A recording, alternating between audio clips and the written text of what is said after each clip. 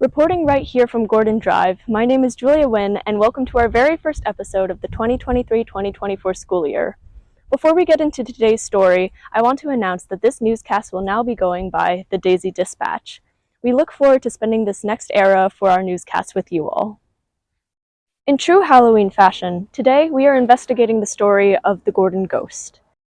For years it has been rumored that the Gordon building is haunted by the spirit of Abigail Gordon, the daughter of Mr. Gordon, and many strange occurrences have been reported by faculty, such as hearing footsteps when no one is there, drawers closing themselves, and doors opening on their own.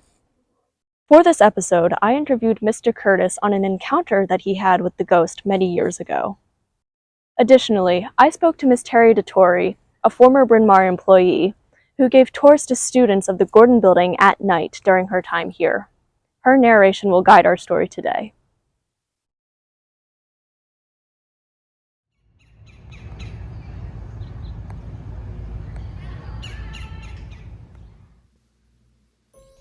There are 3 incidents that I would like to bring up, which I believe that there is a ghost haunting the Gordon building. The first that I heard of occurred before I was at Bryn Mawr, in which the 3rd floor of the Gordon building was used as faculty housing. A young couple moved up to the 3rd floor and began to hear someone walking around room to room to room, night after night. They also mentioned that they heard crying of a young girl during the night. The couple lasted approximately 1 month before they couldn't take it any longer and moved out. The second incident was when I was security director and our office is located outside of the Carter Arnott room. There is a door that leads from the office to the Carter Arnott room. If you are in the Carter Arnott room, you do not know that there is a door there, unless you know the building. One night, the 11 p.m. to 7 a.m. guard was sitting in the office when he heard the front door open, someone walk in to the foyer and make their way up the stairs.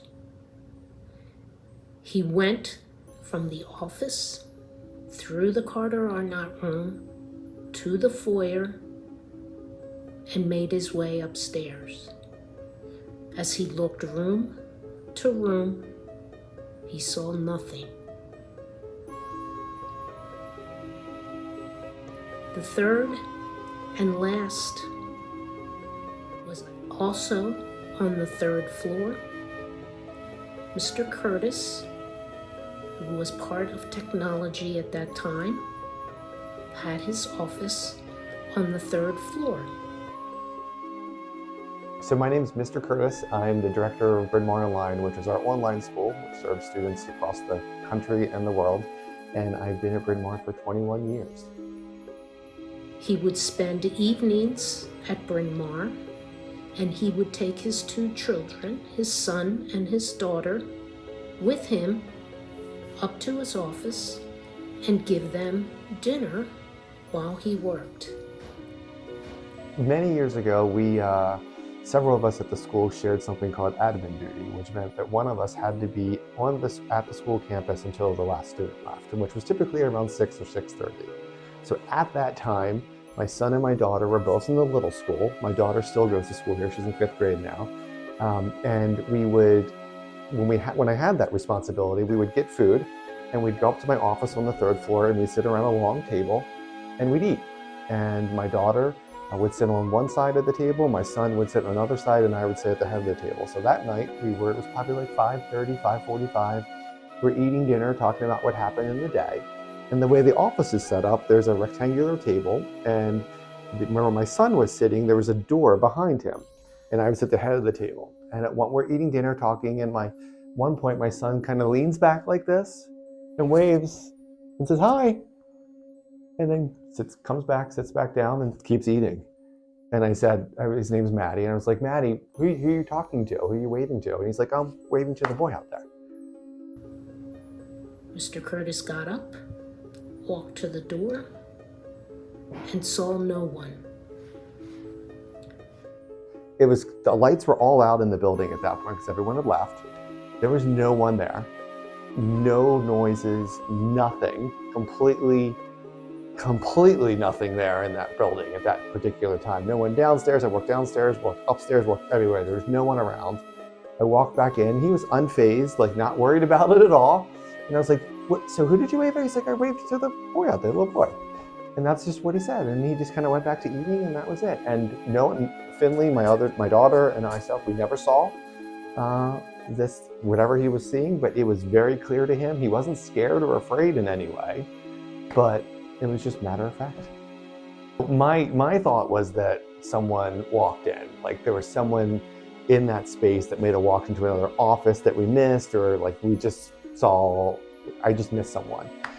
So I just kind of immediately thought, oh, someone walked up here, and let me go check in who walked up here.